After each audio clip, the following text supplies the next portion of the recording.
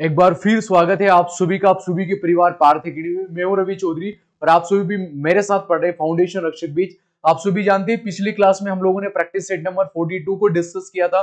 Practice set number 53 में आप सभी का स्वागत करूंगा। मैं मान के चलूंगा इससे पहले मैं जितनी भी मैंने प्रैक्टिस सेट पढ़ाए होंगे आप लोगों ने नोट्स बनाए होंगे, लिखा होगा और डेली बेसिस पे आप सभी का रिवीजन चल रहा होगा। और आज की भी क्लास हमारी भारतीय सेना के एक पैटर्न के ऊपर आधारित होगी। न ज्यादा प्रश्न आप लोगों को, न ज्यादा टफ देखने को मिलेंगे, न ज्यादा इजी क्वेश्चन आप लोगों को देखने को मिलेगा। एक मिला जुला पैटर्न आप लोगों को देखने को मिलेगा।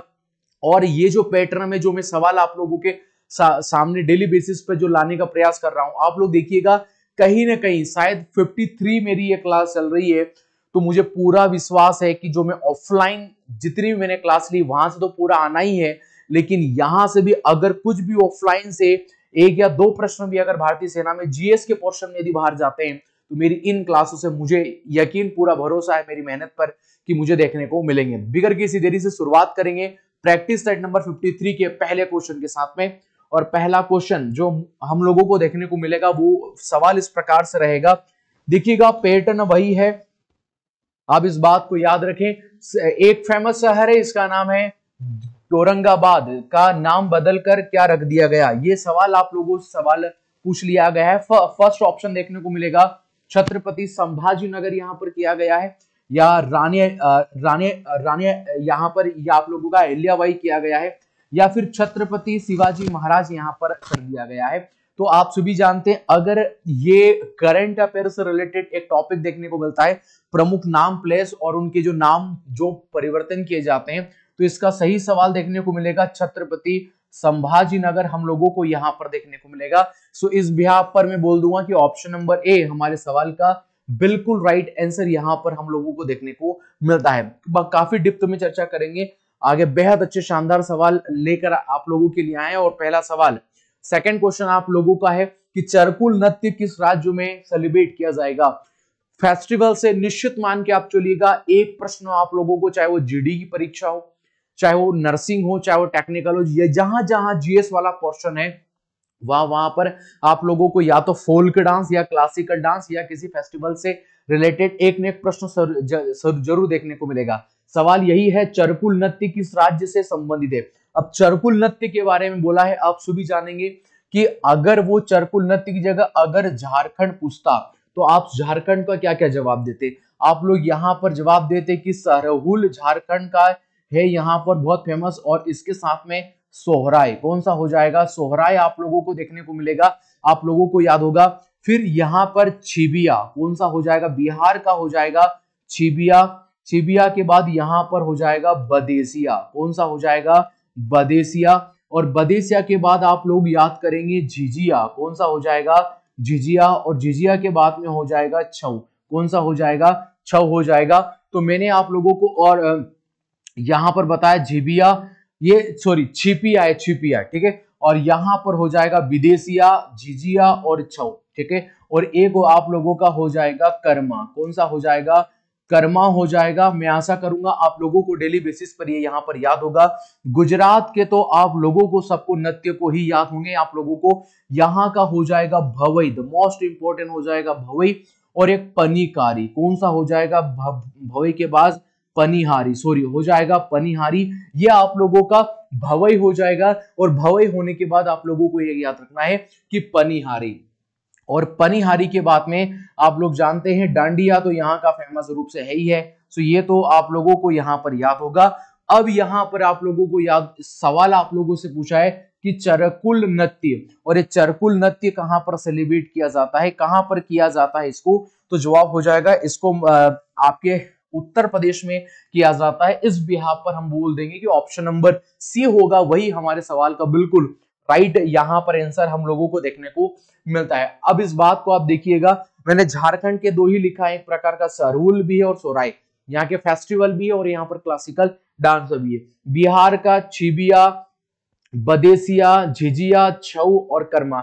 अधिकांश आप लोगों को जो भी बिहार का फेस्टिवल देखने को मिलेगा उसके पीछे अधिकतर आप लोगों को हो सकता है या देखने को मिल जाए। तो यहाँ पर छिबिया है, बदेसिया है, झिझिया, ये तीनों तो याद हो जाएंगे। या से अप्रोच रखना है याद करने की, छऊ आप लोगों को याद करना है, और यहाँ का मोस्ट इंपॉर्टेंट इज कर्मा। सो भवई, ये भवई गुजरात का हो जाएगा। लेकिन यदि एग्जामिनर में आप लोगों से पूछा कि बताइए भवाई कहाँ का है, अगर एग्जामिनर ने पूछा कि बताइए भवाई कहाँ का है, तो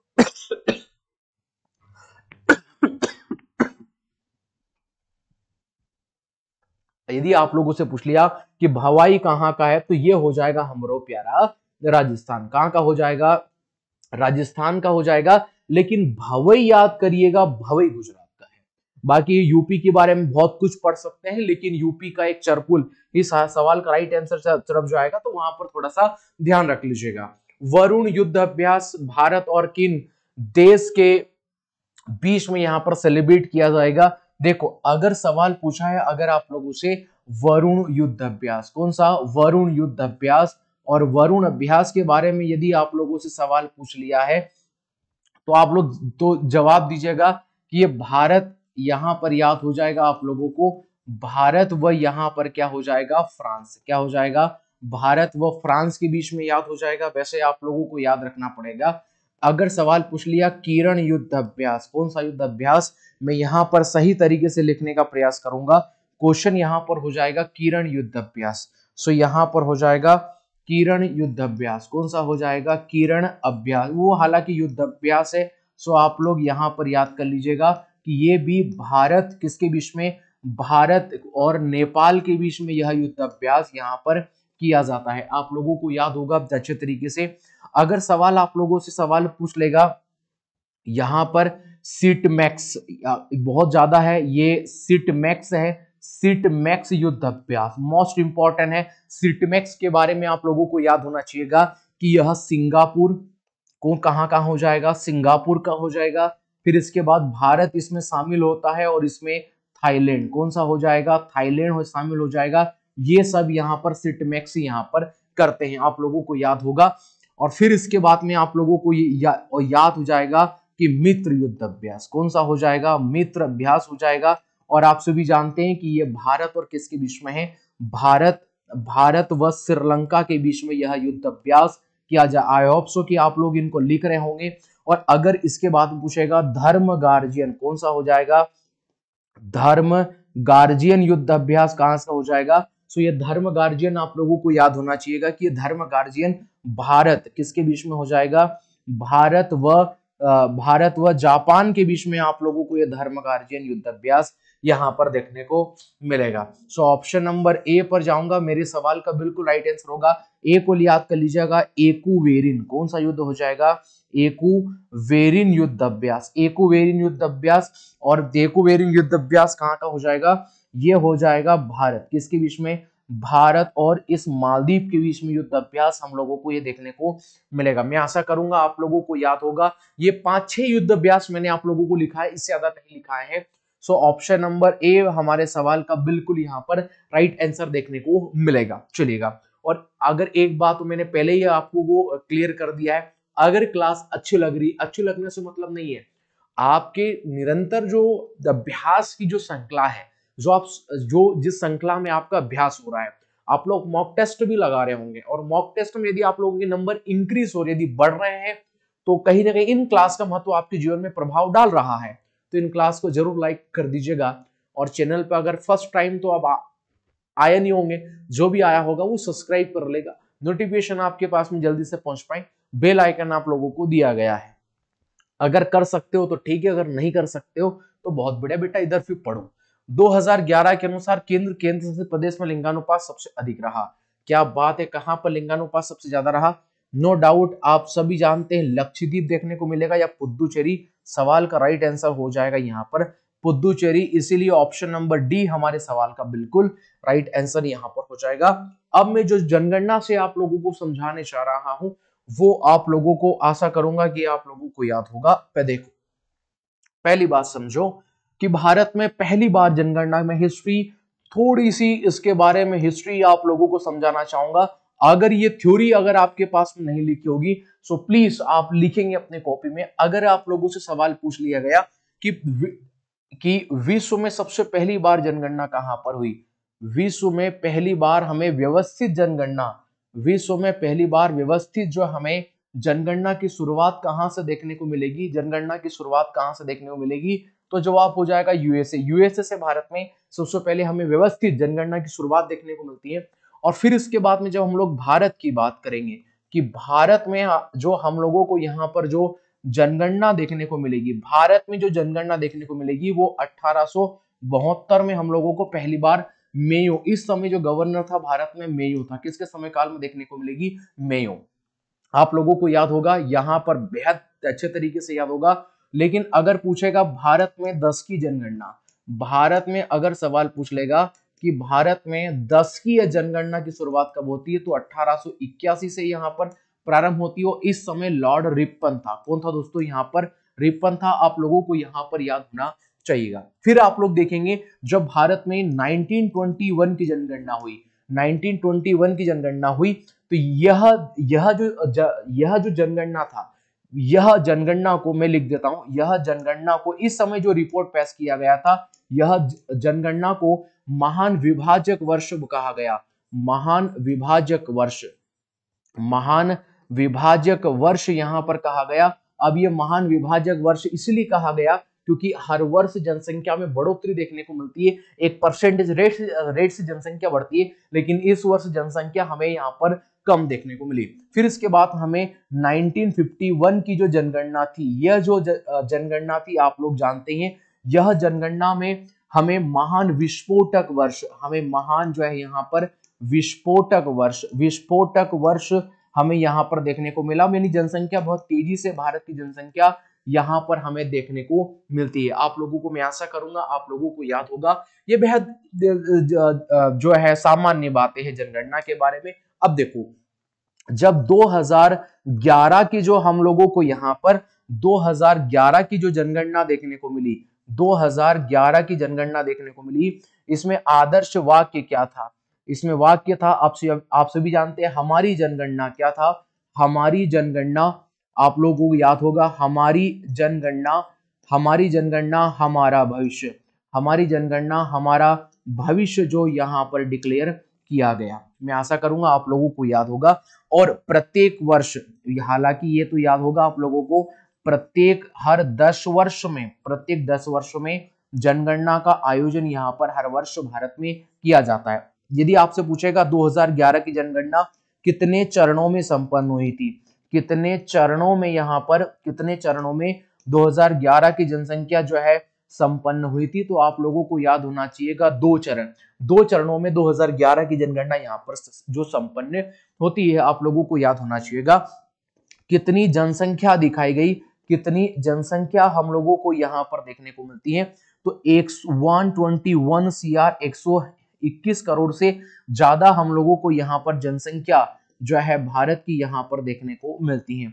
अब देखो 2001 में जो जनगणना हुई थी और 2011 में जनगणना हुई, तो कितने जनसंख्या की वृद्धि, कितने भारत में जो जनसंख्या में वृद्धि हम लोगों को देखने को मिलती है, कितनी वृद्धि देखने को मिली, तो जवाब हो जाएगा 17.7% की वृद्धि देखने को मिलती है। ये ग्रोथ रेट थी। ठीक है, अगर आप लोगों से यहां पे सवाल पूछेगा साक्षरता कितनी देखने को मिलती है, साक्षरता के ऊपर हम लोग प्रश्न बना रहे हैं, तो 74 पॉइंट जो है यहाँ पर हमें 04% हमें यहाँ पर टोटल साक्षरता यहाँ पर देखने को मिलती है। और मैं अगर 2011-2001 की जनसंख्या से कंपैरिजन करूं, तो यहाँ पर 65.45% ही हमें क्या दे, ये 5 है, ये लास्ट में जो मैंने आप लोगों को समझा है ये यहाँ पर 5 है।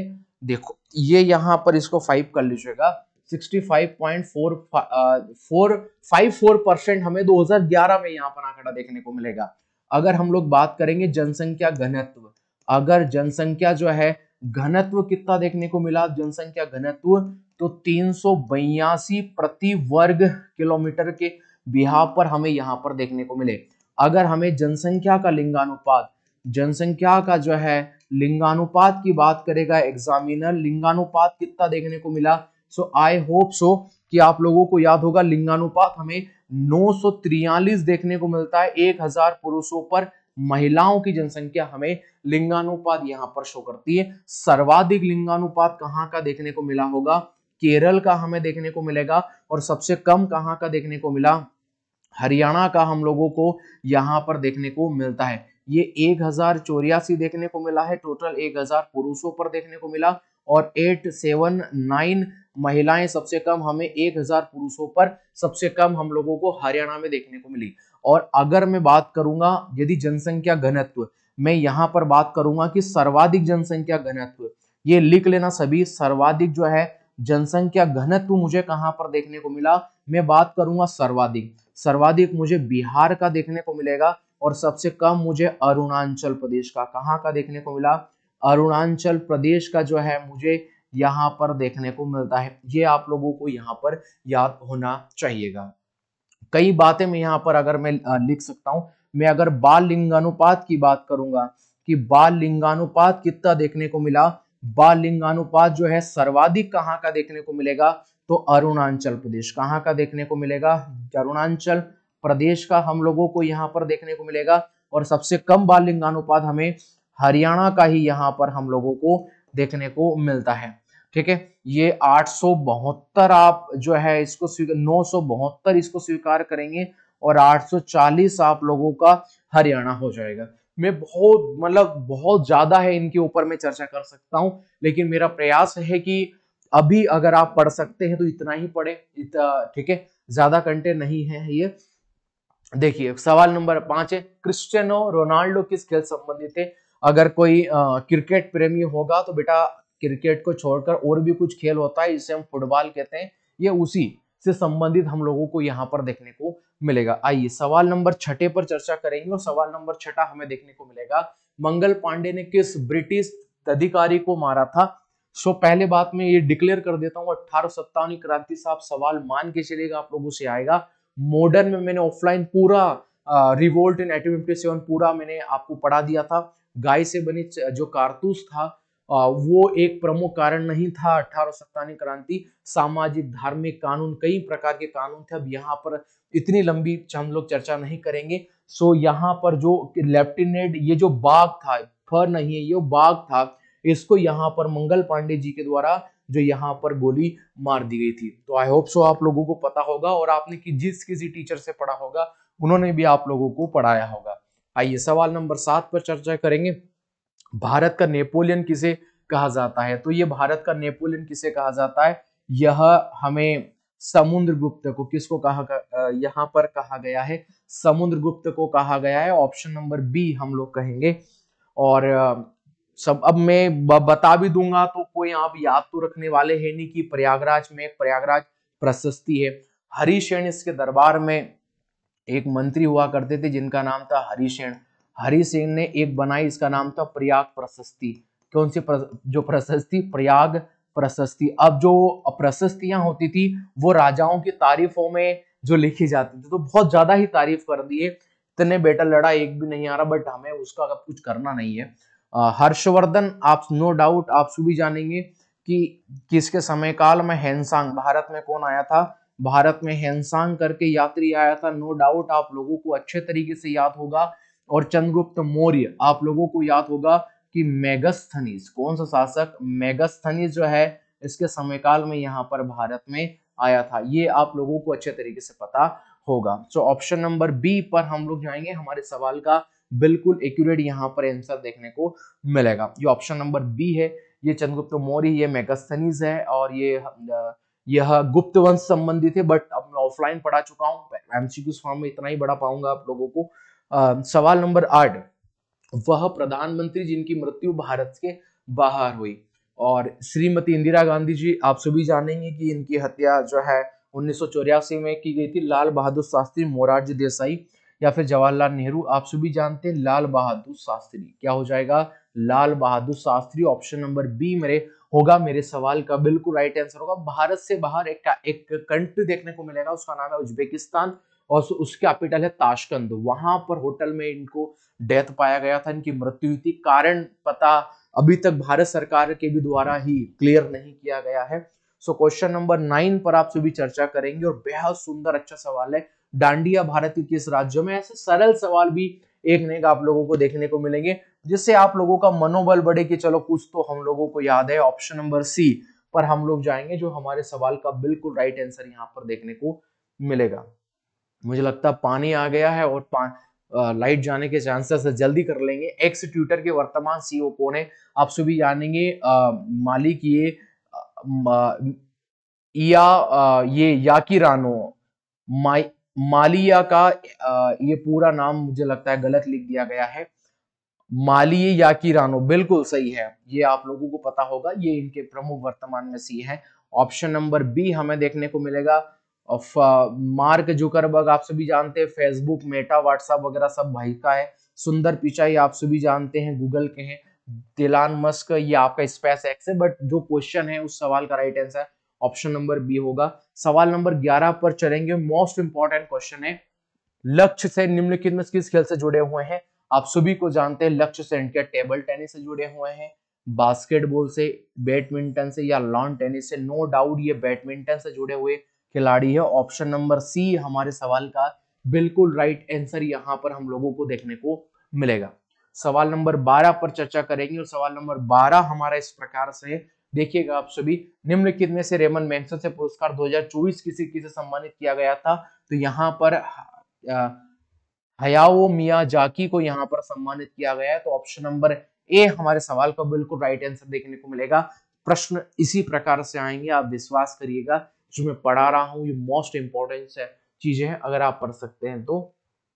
सवाल नंबर 13 पर मैंने पहले भी आप लोगों को समझाया था, ये युद्ध कब हुए थे, खानवा का फेमस युद्ध कब हुआ था, तो उसको हमें कब देखने को मिलेगा? 27 में ये युद्ध हम लोगों को देखने को मिलेगा। देखो ये सारे युद्ध बाबर के द्वारा किए गए, किसके द्वारा? बाबर के द्वारा किए गए। बाबर के द्वारा 1526 में सबसे पहले यहाँ पर एक युद्ध किया जाएगा। नो डाउट आप लोगों को याद होगा कि एक तरफ कौन रहेगा? इब्राहिम लोदी। कौन रहेगा? इब्राहिम यहाँ पर लोदी रहेगा। एक तरफ तो इब्राहिम लोदी था और ये इब्राहिम लोदी इस युद्ध को हार गया था। बाबर इस युद्ध को जीतता है और भारत में मुगल वंश की स्थापना कर देता है। इसके बाद 1527 में आप लोगों को याद रखना है कि एक बैटल ऑफ घाघरा हमें युद्ध देखने को, सॉरी बैटल ऑफ खानवा, कौन सा युद्ध देखने को मिलेगा? Battle of Khanwa. No doubt आप लोगों को याद होगा खानवा का युद्ध। और ये जो खानवा का युद्ध हुआ था ये दो लोगों के बीच में हुआ था। आप लोगों को याद होगा एक तरफ तो यहाँ पर जो है एक तरफ तो बाबर रहेगा, ये आप लोगों को याद होगा। एक तरफ यहाँ पर राणा सांगा हुआ करते थे। कौन थे? राणा सांगा हुआ करते थे। बाबर जीत गया था और राणा सांगा वगैरह की इनकी जो टीम थी ये हार गया था। इसके बाद 1528 में आप लोगों को एक प्रकार का चंदेरी का युद्ध, कौन सा युद्ध देखने को मिलेगा?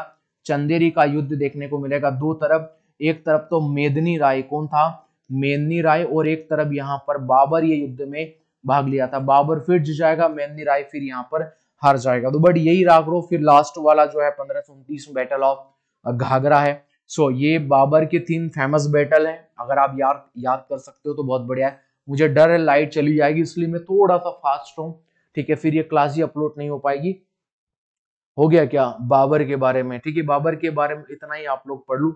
और सवाल नंबर 14 है, ये क्वेश्चन गलती से डला नहीं है इस पैनल में। क्वेश्चन नंबर 14 है कि यजुर्वेद से संबंधित है। तो यजुर्वेद किससे संबंधित है? गायत्री मंत्र से संबंधित है।